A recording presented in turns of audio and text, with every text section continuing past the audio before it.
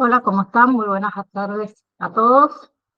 El día de hoy es la clase recuperatoria del martes pasado que no pude asistir, como ustedes saben.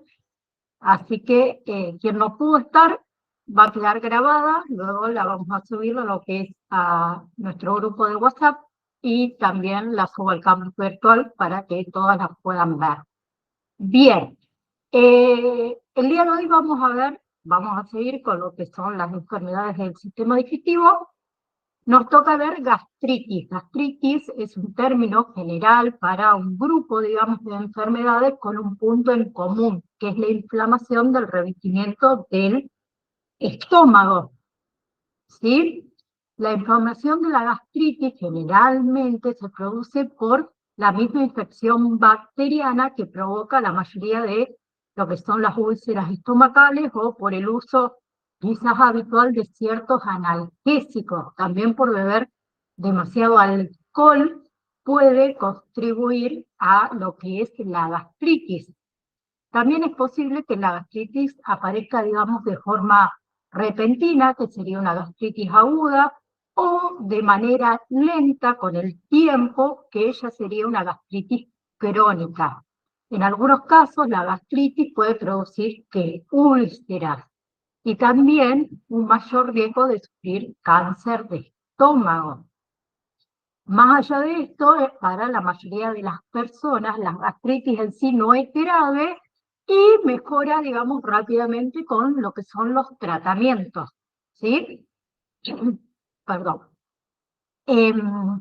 Con respecto a los signos y síntomas de la gastritis, es por lo general malestar o un dolor punzante o un ardor en lo que es la parte superior del abdomen, que puede empeorar o que puede mejorar cuando uno come.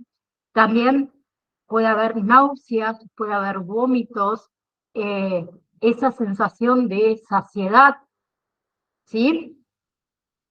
Eh, por otro lado, lo que quiero que sepan es que también la gastritis no siempre provoca signos y síntomas. ¿Bien? ¿Cuáles son las causas? La gastritis, como les dije antes, es una inflamación del revestimiento del estómago. Entonces, una debilidad o una lesión de lo que es la barrera mucosa que protege las paredes del estómago permite que los jugos digestivos dañen o inflamen el revestimiento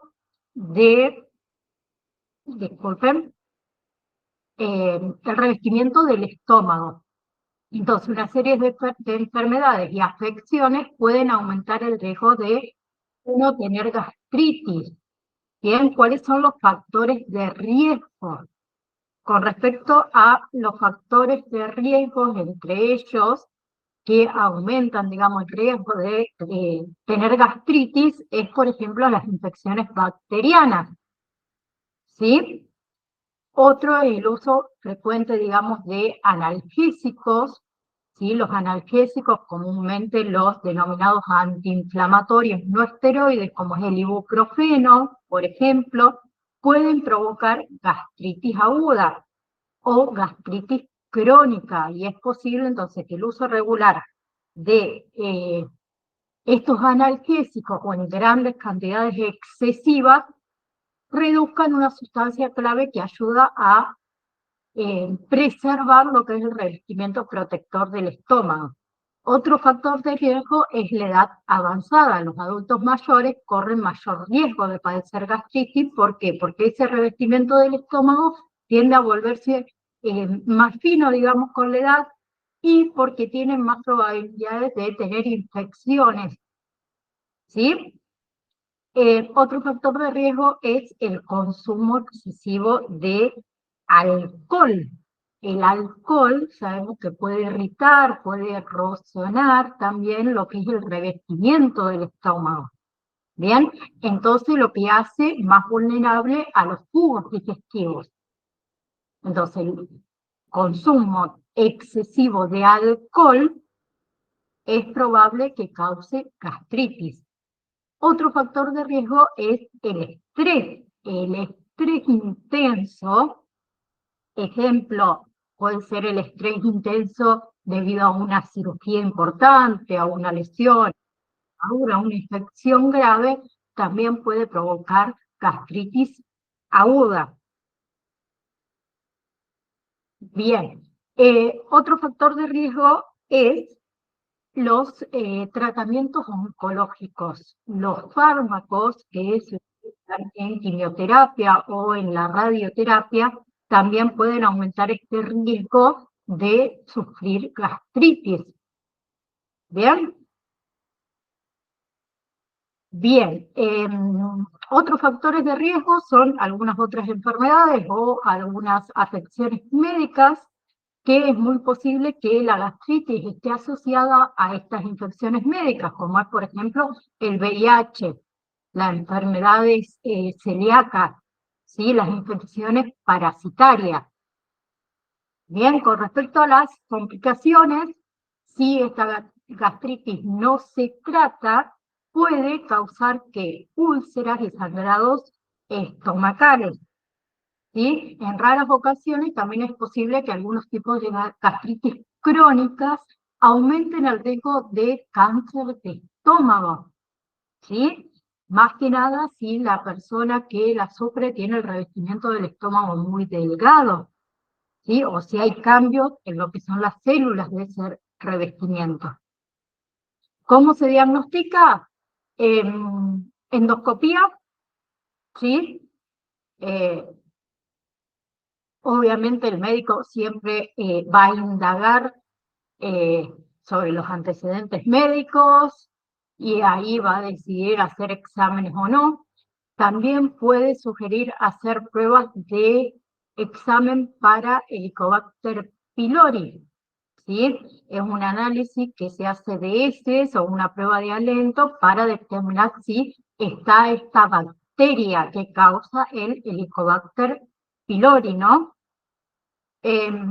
Como les dije antes, el uso de un endoscopio para examinar el aparato digestivo superior, o sea, una endoscopía. Y lo otro que puede pedir es una radiografía del aparato digestivo superior, que otras veces se llama estudio de la deglución con bario, ¿sí? Es una serie, digamos, de radiografías que crean una imagen de lo que es el esófago, el estómago y el intestino delgado, y ahí determina o detecta anomalías. Bien, con respecto al tratamiento contra la gastritis, depende de la causa, digamos, específica de esta gastritis. La gastritis aguda causada por lo que son medicamentos antiinflamatorios no esteroides o por el alcohol puede aliviarse dejando, digamos, de consumir esas sustancias que nos hacen mal. Disculpen. Eh, entonces, tenemos algunos medicamentos en sí para, perdón, tengo alumnos que están rindiendo y, bueno, perdón por la interrupción, ya bajé el volumen. Les decía que tenemos algunos medicamentos para tratar la gastritis, como son los medicamentos antibióticos para eliminar el Helicobacter pylori, o sea, si hay presencia de Helicobacter pylori en lo que es el tubo digestivo, el médico nos puede recomendar antibióticos o una combinación de antibióticos, como puede ser amoxicilina, metronidazol también. ¿Para qué? Para matar esa bacteria. ¿Bien? Otros medicamentos que nos puede recomendar son los medicamentos que bloquean la producción de ácido y que promueven la recuperación en sí, como son los inhibidores de la bomba de protones, que lo que hacen es que reducen el ácido al bloquear el funcionamiento de las partes de las células que producen el ácido, ¿sí? Esos medicamentos, tenemos medicamentos que son de venta libre y de venta bajo receta médica, como es, por ejemplo, el omeprazol, el lansoprazol, ¿sí? El pantoprazol, bueno, entre muchos más. ¿Qué sucede? El uso prolongado, digamos, de los inhibidores de la bomba de protones, especialmente si son ingeridos en dosis altas, pueden aumentar el riesgo de, por ejemplo, fracturas donde en la cadera, muñecas, columna vertebral. Así que siempre debemos preguntarle a nuestro médico si es que necesitamos algún suplemento de calcio para reducir el riesgo de fracturas. Por otro lado, tenemos medicamentos para reducir la producción de ácido, ¿sí? Que son los bloqueadores de ácido, que también son llamados antihistamínicos. Lo que hacen es que disminuyen la cantidad de ácido que se libera en el tubo digestivo. ¿Bien? ¿Y eso qué hace? Alivia el dolor de la gastritis y también promueve la recuperación. Entre lo que son los bloqueadores de ácido de venta libre y los de venta con receta médica que están disponibles, tenemos, por ejemplo, la famotidina, que es muy conocida, o la cimetidina, son medicamentos o bloqueadores del ácido, antihistamínicos, ¿no? Por otro lado, también tenemos medicamentos que neutralizan el ácido estomacal. Entonces, el médico puede recomendarnos un antiácido al régimen ya que venimos manteniendo de medicamentos. Los antiácidos lo que hacen es que neutralizan el ácido estomacal, ¿sí? Y nos produce un alivio, digamos, del dolor bastante rápido. Bien, estos medicamentos tienen algunos efectos secundarios, como es, por ejemplo, la diarrea o el estreñimiento, ¿sí? Todo va a depender de los componentes principales del medicamento, ¿sí? La otra enfermedad es, se me fue, la enfermedad por reflujo gastroesofágico, que también la podemos encontrar con la abreviación ERGE, ¿sí? Es una afección en la cual los contenidos estomacales se devuelven desde el estómago hacia el esófago, ¿sí? Los alimentos van desde lo que es la boca hasta el estómago a través del esófago. Y la enfermedad por reflujo gastroesofágico puede irritar el tubo de dilución y causar, obviamente, acidez gástrica. También otros síntomas, ¿no? La causa en sí es, ¿qué sucede? Cuando uno come, los alimentos pasan desde la garganta hasta el estómago, a través del esófago. Y un anillo de fibras, digamos, musculares en la parte inferior del esófago impide que los alimentos deglutidos vuelvan a subir, ¿sí? Esas fibras musculares se denominan esfínter esofágico inferior. ¿Qué sucede? Cuando ese anillo muscular no cierra bien, los contenidos que están en nuestro esófago, en nuestro estómago, perdón, pueden devolverse hacia el esófago. Bien, y eso se denomina reflujo o reflujo gastroesofágico. Ese reflujo puede causar síntomas. Y también lo que son los ácidos gástricos, que son fuertes, también pueden dañar el revestimiento del esófago. Como toda enfermedad, también tiene factores de riesgo que pueden desarrollar el reflujo, como es el consumo de alcohol, ¿sí? La obesidad, el embarazo, el tabaquismo. ¿Bien? Otro factor de riesgo es, por ejemplo, acostarnos inmediatamente después de comer. Por eso te dice que hay que esperar más o menos unas 3 horas para recostarse después de haber comido, ¿no? Bien. Como les dije antes, lo que es la acidez gástrica o el reflujo gastroesofágico pueden ser causados o pueden empeorar con el embarazo. Bien, otra cosa, los síntomas también pueden ser causados por ciertos medicamentos, como son, por ejemplo, los broncodilatadores para el asma, ¿sí? Los bloqueadores de los canales de calcio para lo que es la presión arterial alta. Bien, los sedantes para el insomnio, para la ansiedad, ciertos antidepresivos, bueno, entre otros medicamentos. Bien, con respecto a los síntomas, digamos, más comunes, tenemos, por ejemplo, sentir que el alimento se nos atora por detrás del esternón. ¿Sí? Muchas veces nos hemos sentido que decimos, no me pasa, que me quedo acá. ¿Sí? Otro síntoma común es la acidez gástrica o el dolor en el pecho, las náuseas después de comer.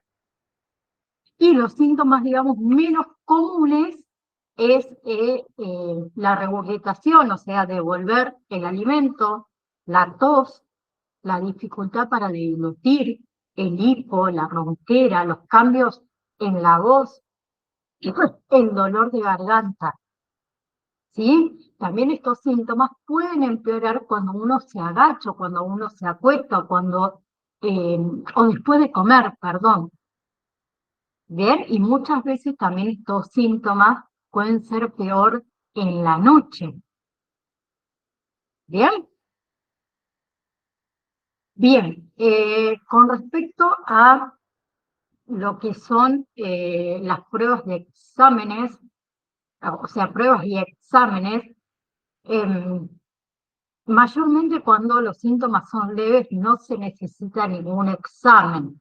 ¿Sí? Los síntomas ya son más graves eh, o reaparecen después de que esa persona ha recibido tratamiento. Se puede realizar ciertos exámenes que no son muy comunes, pero se puede pedir una endoscopía. eh, También se puede pedir un examen para lo que es medir la presión dentro de la parte inferior del esófago, que se llama manometría esofágica. También se puede pedir. Se puede pedir también lo que es un examen de sangre, ¿sí? Se llama examen de sangre oculta en ese positivo, para diagnosticar sangrado previamente, digamos, a la irritación en el esófago, en el estómago o en el intestino, ¿sí? Con respecto al tratamiento, ¿sí? Uno puede hacer muchos cambios, digamos, en lo que es el estilo de vida para ayudar a tratar de disminuir esos síntomas. Entonces, si una persona tiene sobrepeso o es obeso, lo que se recomienda es bajar de peso. ¿Bien? Otra cosa es, por ejemplo, elevar la cabecera de la cama si esos síntomas empeoran en la noche. Cenar entre 2 y 3 horas antes de uno irse a dormir. Otra cosa que podemos hacer es evitar ciertos medicamentos, ¿sí? Como es el ibuprofeno, como es la aspirina, ¿sí? Lo que recomendamos para lo que es el dolor es tomar paracetamol. Otra cosa es que cuando tomamos medicamentos lo consumamos con bastante agua. ¿Bien? Entonces, si estamos consumiendo ciertos medicamentos y vemos que empeora esa acidez gástrica, siempre consultémoslo con nuestro médico, porque puede ser que nos cambie de medicamentos y no nos provoque esto que estamos hablando ahora. ¿Bien?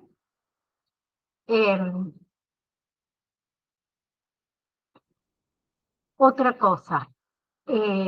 con respecto al tratamiento, tenemos los inhibidores de la bomba de protones, que lo que hacen es que disminuyen la cantidad de ácido producida por el estómago. También es utilizado para la enfermedad por reflujo gastrointestinal.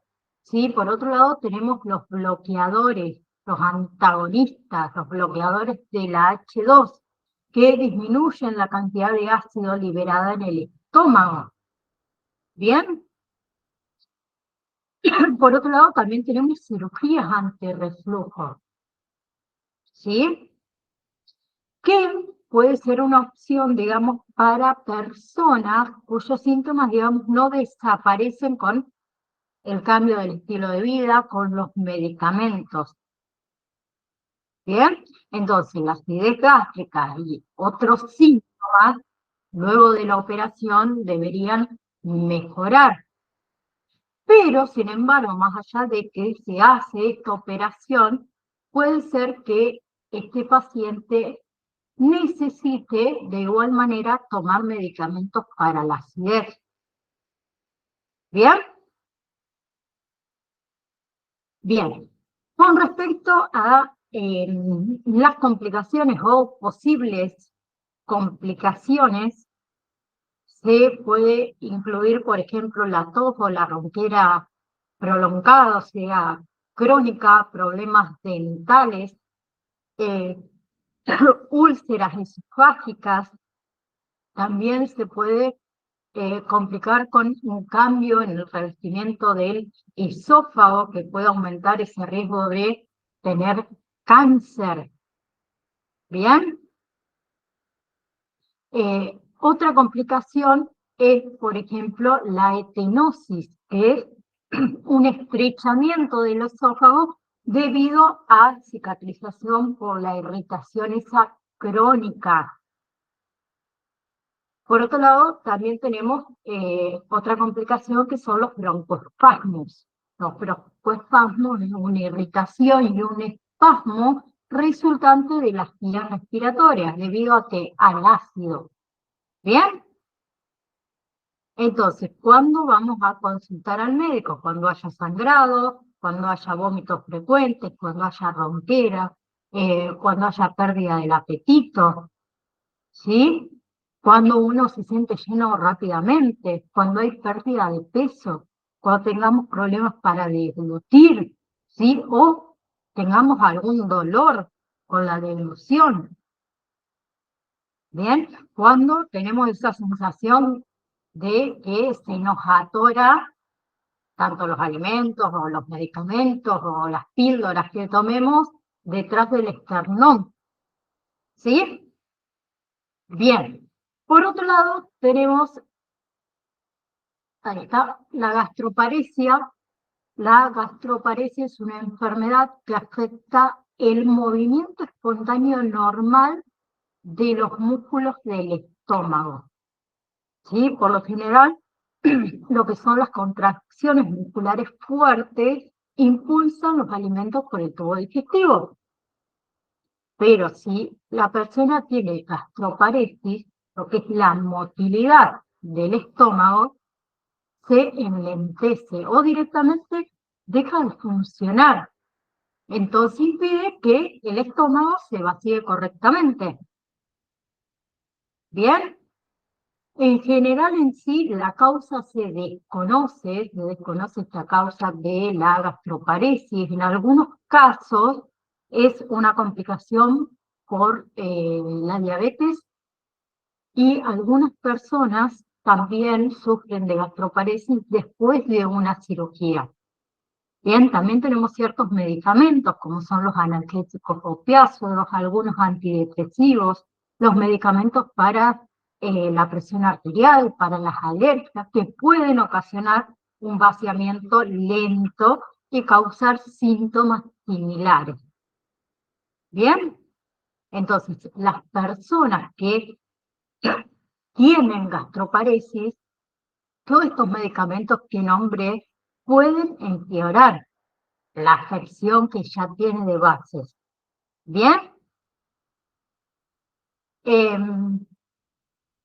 Lo que es la gastroparesis en sí puede interferir en la digestión normal, puede provocar náuseas, vómitos, dolor abdominal, ¿sí? También puede causar problemas con los niveles de glucosa sanguínea, puede causar problemas con la nutrición. Bien, la gastroparesis en sí no tiene cura. Bien, eh, ¿qué deberíamos hacer? Cambios en la dieta, junto obviamente con medicamentos que va a aportarnos un poco de alivio, ¿sí? Con respecto a los signos y síntomas de la gastroparesis, tenemos vómitos, náuseas, hinchazón abdominal, dolor abdominal, reflujo ácido, el vómito de los alimentos no digeridos, consumidos horas antes, falta de apetito, cambios en los niveles de glucosa en la sangre, pérdida de peso, desnutrición, entre otros, ¿no? ¿Sí? Con respecto a los factores que aumentan el riesgo de sufrir gastroparesis, tenemos la diabetes, la cirugía abdominal o las cirugías esofágicas, infecciones, generalmente infecciones por un virus, bien, determinados medicamentos, como son los analgésicos narcóticos, enfermedades del sistema nervioso, como es el Parkinson, como es la esclerosis múltiple, también es un factor de riesgo. Y otro factor de riesgo es el hipotiroidismo, o sea, la baja actividad de las tiroides. Las mujeres, en este caso, somos más propensas que los hombres a desarrollar esta enfermedad gastroparesis, ¿sí? Con respecto a las complicaciones, les voy a dar unos ejemplos. Puede ser la deshidratación grave. ¿Por qué? Porque esos vómitos continuos pueden provocar la deshidratación y muy rápido, ¿sí? La malnutrición, la falta de tener apetito, ¿sí? Significa que no tenemos, digamos, las calorías suficientes o que no se pueda absorber suficientes nutrientes debido a los vómitos en este caso, ¿sí? Otra complicación es la disminución de la calidad de vida. ¿Por qué? Porque es muy posible que los síntomas que este paciente o nosotros eh, tengamos dificulten en lo que es el trabajo, en mantenerse al día con lo que son las responsabilidades en la casa. Otra complicación es los cambios impredecibles en el nivel de glucosa sanguínea. O sea, la gastroparesis en sí no provoca diabetes, pero los cambios frecuentes en lo que es la velocidad y la cantidad de alimentos que ingresan al intestino delgado puede ocasionar cambios erráticos en lo que son los niveles de glucosa sanguínea. ¿Sí? Bien. Bien. Ay, se me fue. ¿Cómo se diagnostica? Perdón. Tenemos pruebas de vaciamiento gástrico. ¿Sí? Estas pruebas se hacen ¿para qué? Para saber, digamos, la velocidad que, que el estómago vacía el contenido que tiene. ¿Sí? Se hacen pruebas de aliento, bueno, entre otras. Luego tenemos lo que son las endoscopías gastrointestinales superiores, que se utiliza más que nada para examinar, para visualizar lo que es el aparato digestivo superior, o sea, el esófago, el estómago, el comienzo del intestino delgado, o sea, la parte del duodeno. Por otro lado, tenemos ecografías, ¿sí? ¿Para qué? Las ecografías se puede utilizar para diagnosticar Si hay problemas, por ejemplo, en lo que es la vesícula biliar o en los riñones, ¿qué puede causar estos síntomas? ¿No? Bien, con respecto al tratamiento, primeramente lo que se hace es identificar, ¿sí? Comienza con identificar la gastroparesis. Luego se hace un tratamiento. Si así la causa, vamos a suponer, de la gastroparesis, la diabetes, ¿sí?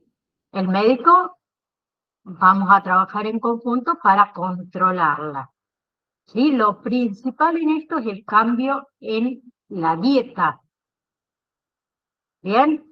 Comer porciones por ahí un poco más pequeñas, eh, masticar bien los alimentos por completo, comer frutas, comer vegetales bien cocidos y tratar de evitar las frutas y verduras crudas. Bien, también evitemos frutas y verduras que sean muy fibrosos. Bien, deberíamos también elegir alimentos con bajo contenido en grasa. Entonces, Eh, otra cosa que podemos hacer para mejorar nuestra dieta, o sea, sabemos que lo que son los líquidos, uno lo deglute mejor, es más fácil de tragar, ¿bien? Entonces, tratemos de hacernos sopas o alimentos estilo puré, porque es más fácil de deglutir, ¿sí? Tratemos de beber agua, por lo menos un litro y medio de agua por día, ¿bien? Evitemos lo que son las bebidas gasificadas, el alcohol, el cigarrillo. Bien. Em,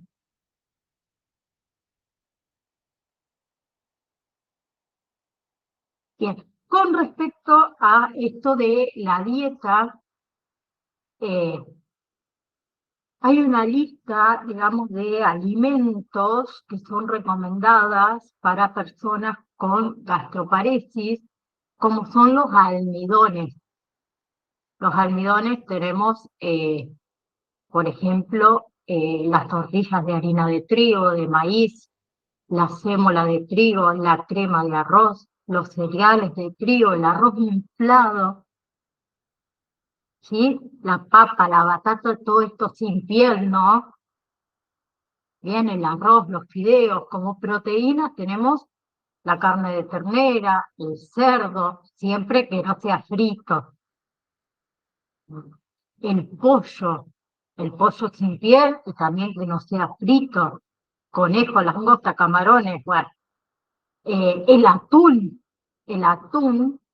si compramos pasado, como a mí me cargan mis alumnos que compro todo en lata, dirían, eh, el atún que sea, no el que viene en aceite, sino el que viene en agua, ¿sí? Como proteínas también tenemos los huevos, no nos hagamos un huevo frito, hagámoslos hervidos, ¿no? Con respecto a frutas y verduras, tenemos, por ejemplo, acuérdense que yo les dije verduras y frutas que no, mayormente que no sean crudas, pero por ejemplo verduras cocidas, remolacha, zanahoria, hongo, jugos de vegetales, ¿sí? También podemos hacer puré de manzana, bananas, duraznos, peras. Con respecto a los lácteos, eh, el yogur, el yogur entero, firme, no esos que vienen con los trocitos de fruta, ¿sí? La leche, obviamente, la leche. Y con respecto a los medicamentos para tratar la gastroparesis, tenemos medicamentos para estimular los músculos del estómago, que tenemos la metoclopramida y la eritromicina, ¿sí? Eh, ¿Qué sucede, por ejemplo, con la eritromicina? La eritromicina es un medicamento que pierde eficacia con el tiempo, ¿sí? Y puede causar efectos secundarios como es la diarrea. Por otro lado, tenemos la domperidona, que es un medicamento relativamente nuevo que tiene menos efectos secundarios, ¿sí? También está disponible, pero por ahí está disponible con un acceso un poco más restringido. Se usa más que nada en lo que es hospitales, pero por ahí hay suerte y uno lo puede conseguir en farmacia. También tenemos medicamentos para controlar las náuseas y los vómitos, ¿sí? Eh, como es el ondosartán, por ejemplo, que se utiliza mucho. Bien, lo otro que se puede hacer son tratamientos quirúrgicos, ¿sí? Que ahí el médico va a ser quien lo diagnostique. También hay estimulación eléctrica, marcapasos gástricos, bueno, entre otros. Bien, la otra enfermedad es las infecciones por Helicobacter pylori, ¿sí? Es un tipo de bacteria que infecta el estómago, ¿sí? Es muy común. Y otra cosa es que es la causa más común, esto el Helicobacter pylori, de úlceras pépticas. Bien, más allá de esto, en la mayoría de las personas, esta infección no causa problemas. Bien, con respecto a esta bacteria, la bacteria del Helicobacter pylori, mayormente se transmite de persona a persona y mayormente también suele suceder en la niñez. Bien, entonces, si no es tratada esa infección, va a permanecer en nuestro cuerpo durante toda nuestra vida.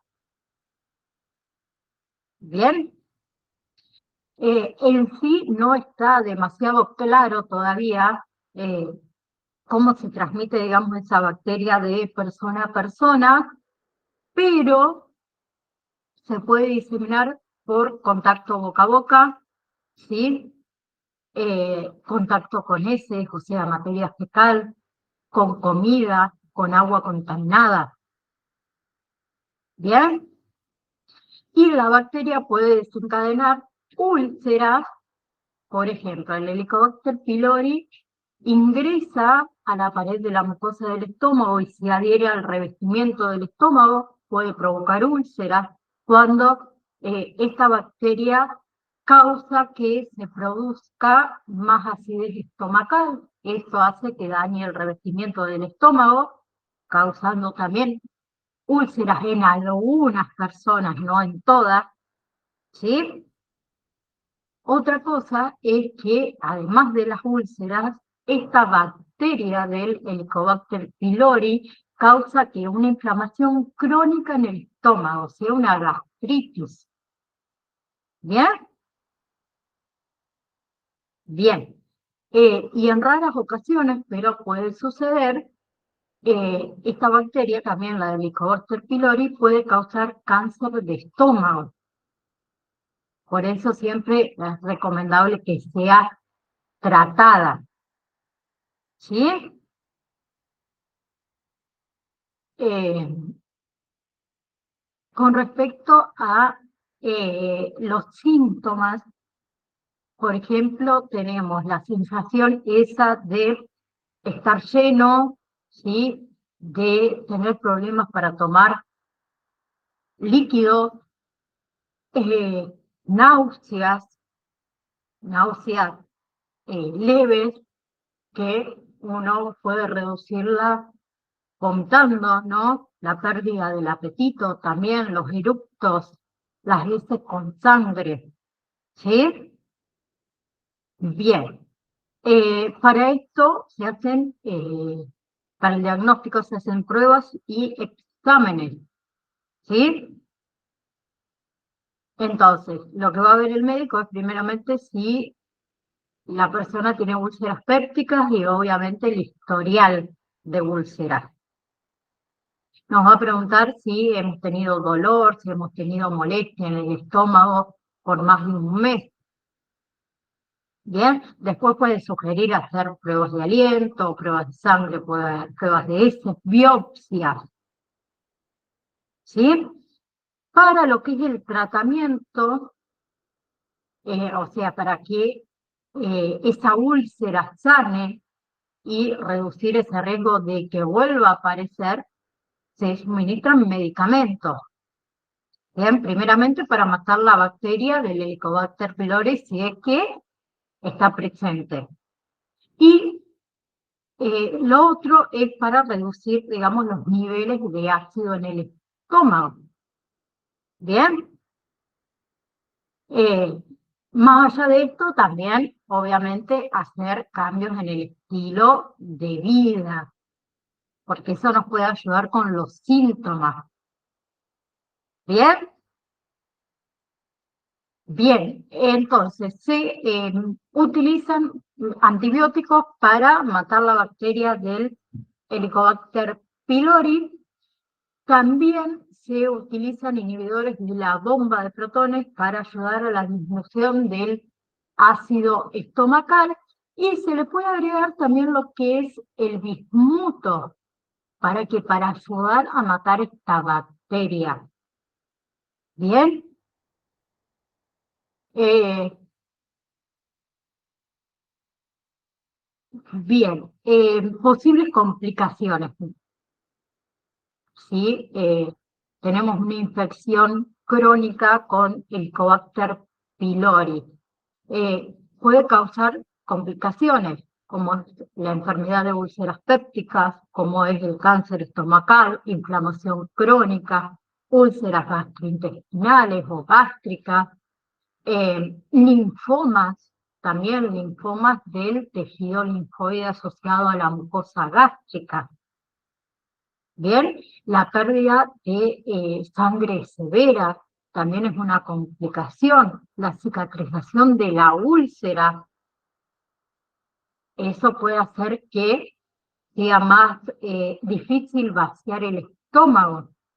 Otra complicación puede ser una perforación en el estómago o en el intestino. Bien, la otra enfermedad son las úlceras pépticas. Las úlceras pépticas en sí son llagas abiertas que aparecen en el revestimiento interno del estómago o también en la parte superior del intestino delgado. ¿Sí?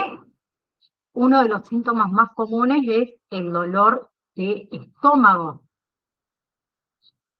Las úlceras pépticas también incluyen úlceras gástricas que son, o sea, que se producen en el interior del estómago, o las úlceras duodenales que se producen en el interior de la parte superior del intestino delgado, o sea, en el duodeno.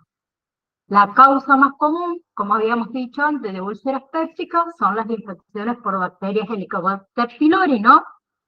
También por el uso prolongado de antiinflamatorios no esteroides, o sea, los AINE, como es el ibuprofeno, como es el naproxeno sódico en este caso. Otra causa es el estrés, las comidas picantes. No es que producen, digamos, úlceras pépticas, pero la empeoran, para ser más sincera. Con respecto a los síntomas, tenemos ese dolor de estómago que arde, ¿sí?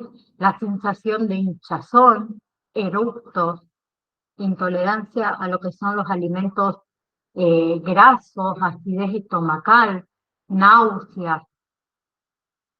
¿Bien?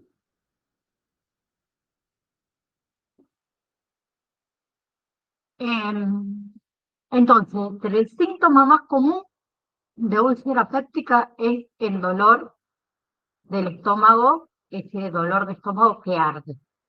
La acidez estomacal empeora el dolor. ¿sí? Lo mismo sucede cuando tenemos el estómago vacío, empeora este dolor. Entonces, este dolor puede aliviarse comiendo ciertos alimentos, perdón, medicamentos, iba a decir, ciertos alimentos, que lo que hace ese alimento es que amortigua el ácido estomacal. Bien, también tomando algún medicamento para reducir la acidez, pero ¿qué sucede? Luego va a volver a aparecer. Bien,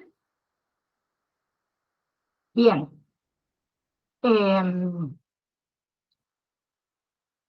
Muchas personas que padecen de úlceras pépticas, puede ser que no tengan ningún síntoma, pero con menos frecuencia las úlceras pueden causar signos y síntomas graves, como es, por ejemplo, vomitar sangre, ¿sí? Sangre en las heces, dificultad para respirar, sentirse débil, ¿sí? Pérdida de peso sin ninguna causa aparente o cambios en el apetito. ¿Bien? Bien. Entre las causas más comunes, como habíamos dicho antes, una bacteria, mayormente la bacteria del Helicobacter pylori, ¿sí? Que suele vivir en la capa de la mucosa que cubre y protege los tejidos que recubren el estómago y el intestino delgado. El uso frecuente de determinados analgésicos, ¿sí? Los antiinflamatorios no esteroides, como es la aspirina, por ejemplo, bueno, el ibuprofeno, el ketoprofeno también, entre otros, eh, puede ser una de las causas. También tenemos otros medicamentos que pueden ser causantes, como son los esteroides, los anticoagulantes, los inhibidores selectivos de la recaptación de serotonina, entre otros. Bien, con respecto al factores de riesgo tenemos el fumar, ¿sí? El fumar puede aumentar el riesgo de úlceras pépticas en personas que ya están infectadas con la bacteria del Helicobacter pylori.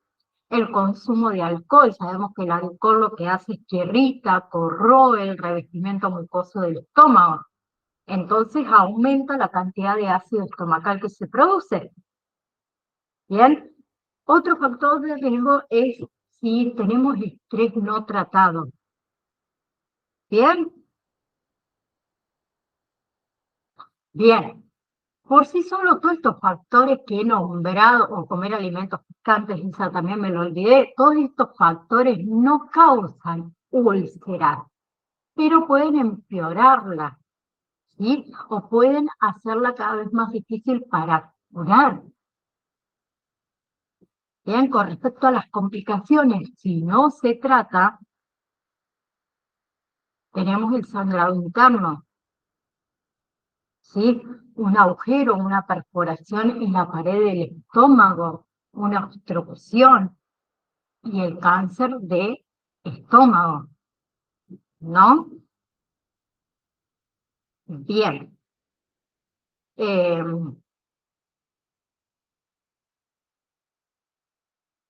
con respecto a lo último que vamos a terminar el día de hoy, es eh, con la prevención, ¿sí? Primeramente, protegerse de infecciones, ¿sí? Como es ay, la bacteria de Helicobacter pylori, ¿sí? Que ya lo habíamos nombrado antes, por ejemplo, lavarnos las manos frecuentemente con agua y con jabón, los alimentos que hayan sido cocidos completamente, ¿sí? Otra cosa es tener cuidado con los analgésicos, ¿sí? Nosotros solemos utilizar regularmente analgésicos que aumentan ese riesgo de presentar úlceras pépticas. Debemos tomar medidas, ¿sí? Para reducir ese riesgo de tener problemas estomacales, como por ejemplo es tomar los medicamentos con las comidas, Bien, o pedirle al médico por ahí si se puede reducir eh, la o bajar la dosis, ¿sí? ¿Sí? O tratar de que el médico nos dé la dosis más baja para evitar ese dolor. Bien, bien. Si una persona, por ejemplo, necesita un medicamento antiinflamatorio no esteroide, ¿sí? Lo más probable es que el médico además nos dé medicamentos adicionales, como son los antiácidos, un inhibidor de la bomba de protones, un bloqueador del ácido, ¿sí? Bien, bueno, compañeros, me queda ver solamente la próxima clase lo que son las hepatitis, ¿sí? Y ahí comenzaríamos ya con la parte farmacológica de las enfermedades del aparato digestivo, ¿sí? Déjenme que me lo anote para no, para no hacer lío después. Entonces nos vemos ahora sí el próximo martes para terminar con las enfermedades de hepatitis y arrancar con la parte farmacológica. Les mando un saludo a cada uno de ustedes y que tengan una excelente semana y fin de semana.